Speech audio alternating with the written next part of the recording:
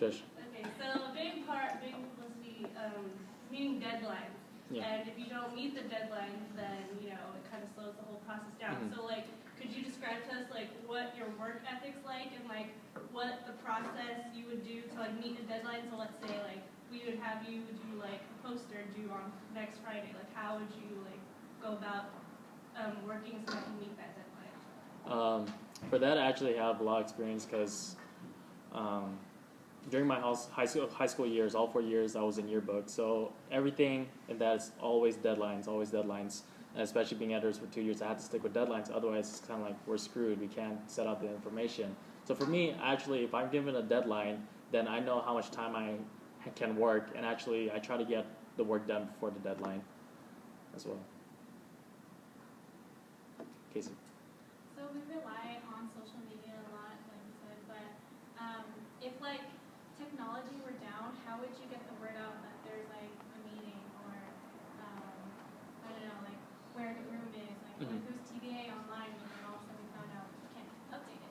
So what would you do? If every electronic is down, kind of thing? Well, I guess like just the media. Okay. Like Twitter and all that. First thing is going to be a lot of word of mouth, and on top of that, like we'll probably do like we'll make our own posters too. Kind of thing. That's probably like the the solution I can think of right now. So I would just easily just make a few posters, maybe a handful, hand them out to like the class reps, or give one to each class and have them advertise throughout the dorms or throughout their own little their class kind of thing. Alexa. So you mentioned in your speech a lot that you work closely with Justin Brillo. Tell me one key thing you took away from working with him, and tell me how you're going to apply that as publicity.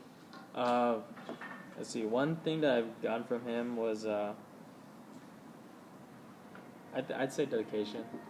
I mean, it could be a little cliche, but I mean, like I see like how hard he works on a lot of things, especially like how like our programs have turned out, how as far as all that stuff turned out, and it's like it's really having that passion to actually do what you need to do.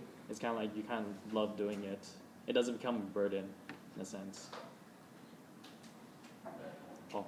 For the past 2 years that we've had Justin Brillo as our publicity, every poster, every design that he has created has a meaning behind each of them.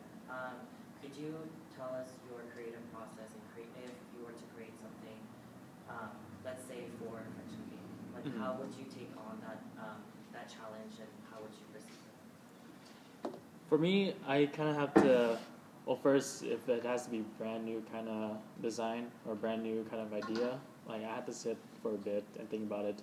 If there's some kind of thing that's going on that, for example, if it's for friendship games and whoever the activities director is and they have their thing going on, then I can definitely work off of that, get the approval of them, say, hey, is this what you kind of envisioned, kind of like the theme for a friendship game is? Then if it's all right, then good. If not, I come up with other ideas on top of that.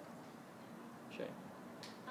So publicity work, it's usually alone work, but then you also work closely with our historian and then all the other e-board members because you need to know what flyers you need to make or if you need to do a Barrio video and whatnot.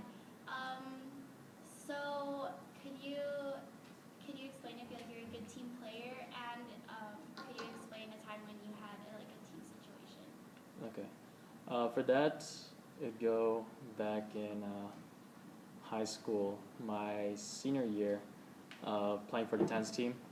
That year, I actually was unable to play for the team just because there was a deadline for grades, and just the way how grading was at that particular moment, I wasn't able to play.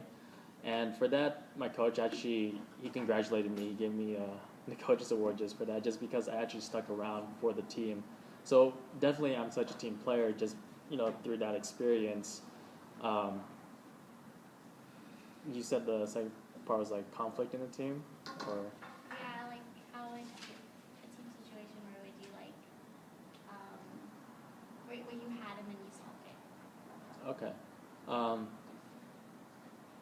That's kind of like, for me, I'm actually pretty open-minded person. So for that, I kind of like listen over what's going on here, if we can see how our deadlines are going to work out.